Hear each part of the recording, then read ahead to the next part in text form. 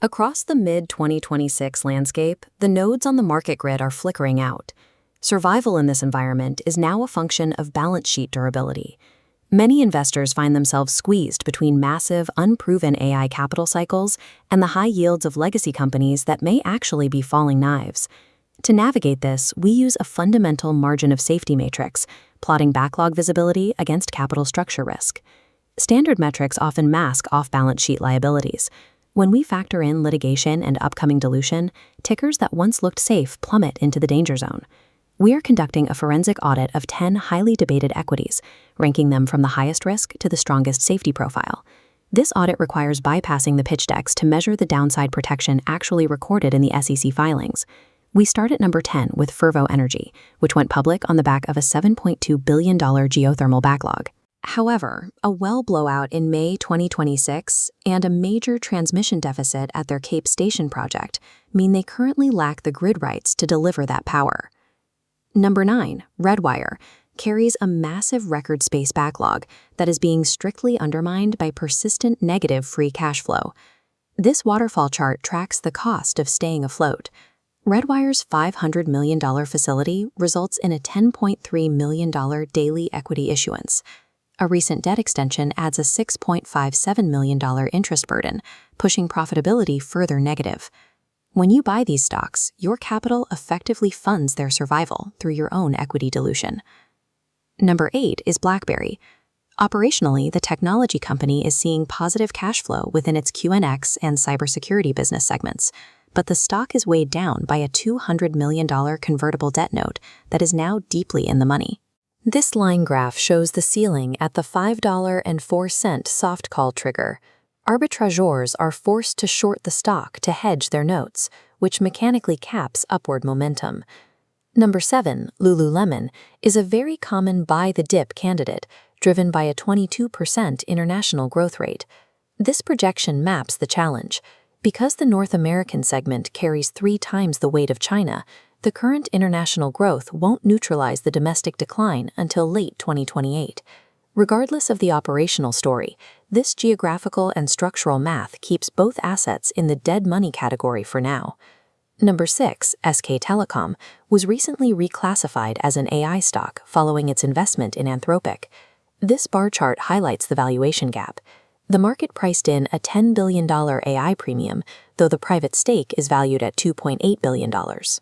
This premium is vulnerable. U.S. export controls recently ordered Anthropic to cut off SK Telecom's access. Number 5 is Alibaba. They hold $38 billion in net cash, and their cloud division is growing at an impressive 40%.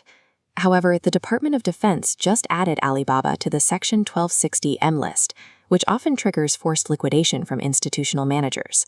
In this current market, internal cash reserves are secondary to the risk of becoming uninvestable through government decree. Number 4, AT&T, is a highly popular yield play with sub-3 times leverage and a $20 billion buyback plan. The primary risk here is an unaccrued liability related to their legacy lead-sheathed copper cables.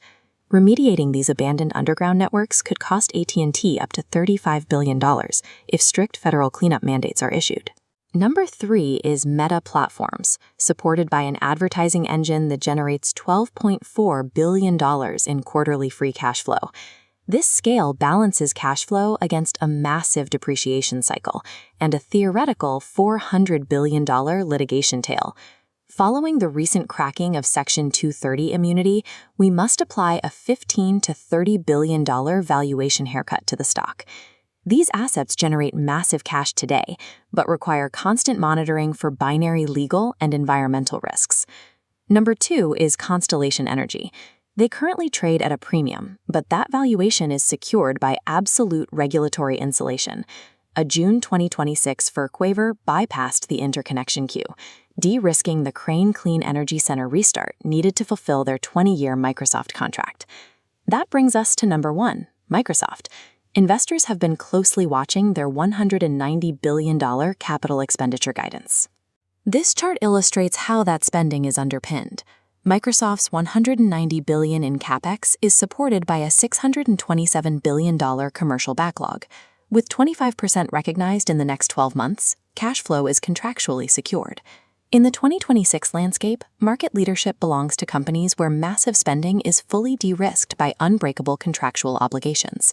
Ultimately, this forensic ranking provides a clear, actionable framework for mapping these 10 highly debated stocks to a specific portfolio strategy. For speculative avoids, retail allocators should bypass the bottom-tier burners until their economics decouple from shareholder dilution. Tactical investors can utilize the cash flow from AT&T and Meta, provided they strictly hedge against the litigation catalysts. Long-term allocators should look toward the conviction core of Microsoft and Constellation, paying for the certainty of their balance sheets. The most durable margin of safety is located deep within the empirical math of the SEC filings.